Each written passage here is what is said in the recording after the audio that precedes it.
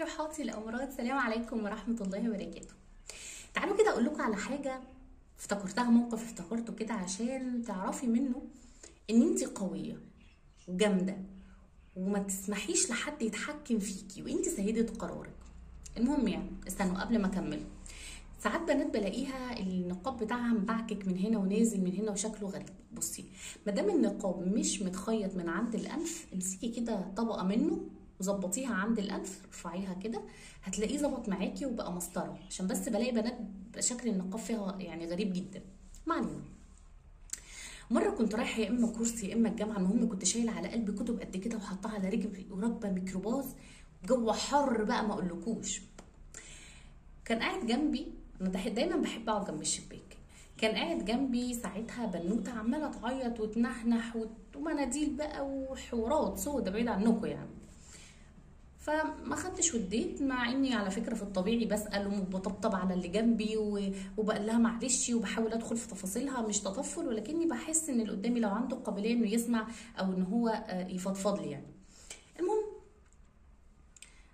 قعدت شويه كده، فجالها تليفون، لا هي اللي اتصلت. قعدت حطت التليفون على ودنها، اول مره ما حدش رد، تاني مره ما حدش رد، تالت مره لقيتها بتتكلم في التليفون وعماله تقول لحد، واضح طبعا ان هي بتتكلم ولد، فبتقول له يعني معقوله مفيش ولا اي حاجه حلوه فيا خلاص؟ فرد عليها بكلام كان ردها عليه خلاص انا مش هبطل اكلمك تاني، خلاص انا كرامتي مش هتسمح لي. وبعدين سكتت في نص المكالمه كده بشحتفه، وحسيت انها صعبت عليها نفسها، وقالت له طب شوف اي حاجه، طب ابقى على اي يوم كان بينا.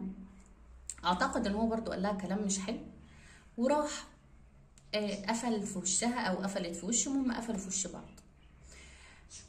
فجاه لقيتها كانت قاعده، طبعا يعني قاعده غريبه جدا، قاعده كتافها نازله لتحت وحاطه ايديها على وشها ومعاها مناديل. فجاه لقيتها اتعدلت كده، وبعدين كان في حاجات على رجليها رتبتها، مسحت وشها ومناخيرها وبتاع، وقعدت مسكت التليفون ضربت رقم، بعدين حطت التليفون على ودنها.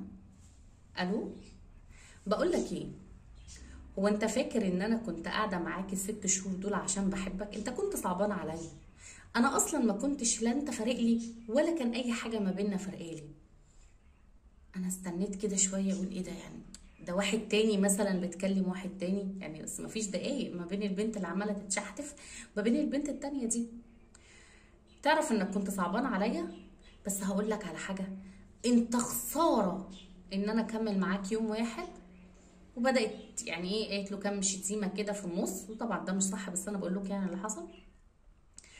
وبعدين راحت قالت له انا من صباع رجلي الصغير لدماغي من فوق كل مزايا، وعيبي الوحيد ان انا كنت اعرف واحد زيك. وراحت قفلت وقعدت. وبعدين لقيت عماله تشيد في التليفون مع معرفش مع مين، اكيد يعني صاحبتها او حاجه، اللي هي كانت شكلها ملتزم يعني، يعني لابسه حجاب حلو وجيبه كويسه ومش عارفه ايه يعني، مش مقضياها. وبعدين لقيتها مطلعه كان من الشنطه بتاعتها، شربت. وبعدين جالها تليفون مع حد من البيت عندها، خلاص هجيب لكم وانا جايه مش عارفه ايه، وخلاص. اعتقد ان في الكام ثانيه او الكام دقيقه اللي هي قعدتهم مع نفسها تفكر دي قبل المكالمه التانيه، اعتقد ان هي رجعت نفسها، حست ان مفيش حاجه تستاهل ان انا اتنحنح واعيط واسح عشانها. الحقيقه انا اتبسطت قوي من منظرها، اتبسطت قوي من اللي انا شفته. انتوا بتبقوا على علاقات مش باقيين عليكم وشايفين ان انتوا صح.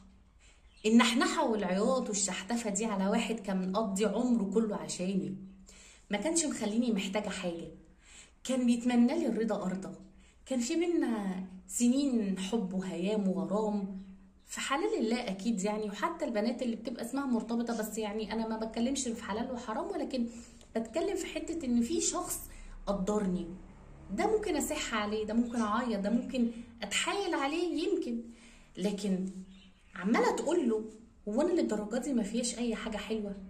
هو انا للدرجه؟ طب يبقى يعني الطريقه اللي هم سابوا بعض بيها، اعتقد يعني ان هي اتكحرتت، يعني بالبلدي اتكحرتت في العلاقه دي. عشان كده لما خدت قرار انها خلاص يعني في ثانيه انا هبدا اشوف نفسي بقى في ثانيه. انا مش بقولك خليكي بياعه، بس خليكي بتوزني الامور. انا في علاقه، العلاقه دي جايه عليا؟ لا، بتضيف لي، ابدا اشوف المميزات والعيوب. في ناس كده في حياتنا ما ينفعش ان انا حتى اشوف المميزات. انت مرفوض من اول ما شفتك، انت مرفوض. حد مش هيريحني، بيحرق دمي، بيضايقني، مش بيسال عن راحتي، ما بي مش هيكملني. فحته ان انا اكون في علاقه سامه وابقى عليها، انا كده غبيه. العلاقات السامه دي لما بتخرج من حياتنا احنا بنزغرط ونذبح لها عجل، الحمد لله غارت. لكن ان انا يكون في حياتي علاقه سامه وانا عارفه انها سامه، واول ما تمشي اقعد اعيط عشان ما احسش بفراغ واقول لا انا عايزه ارجع لها، يبقى انا كده غبيه وهبله. فكروا في الناس اللي معاكم، انتوا يا جماعه ضحايا نفسكم. ناس كتير مننا بتبقى ضحايا نفسها. انا شايفه الصح وشايفه غلط وبجري على الغلط، اعمله ليه؟ انت شبابك لاقياه، صحتك لاقياها، شحتفتك وعياطك وعينيكي ودموعك لاقياهم.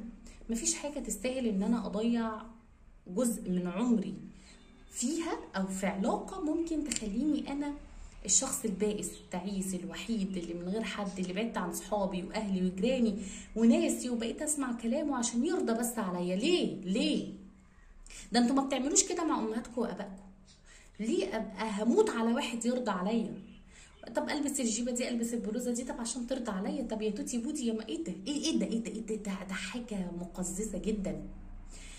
الشخص اللي معاكي لو مش بيحتويكي يحبك ويقدرك، ومتفاهمين ومتكافئين في بينكم تكافؤ، لا ما يلزمكيش. هتعملي بيه ايه؟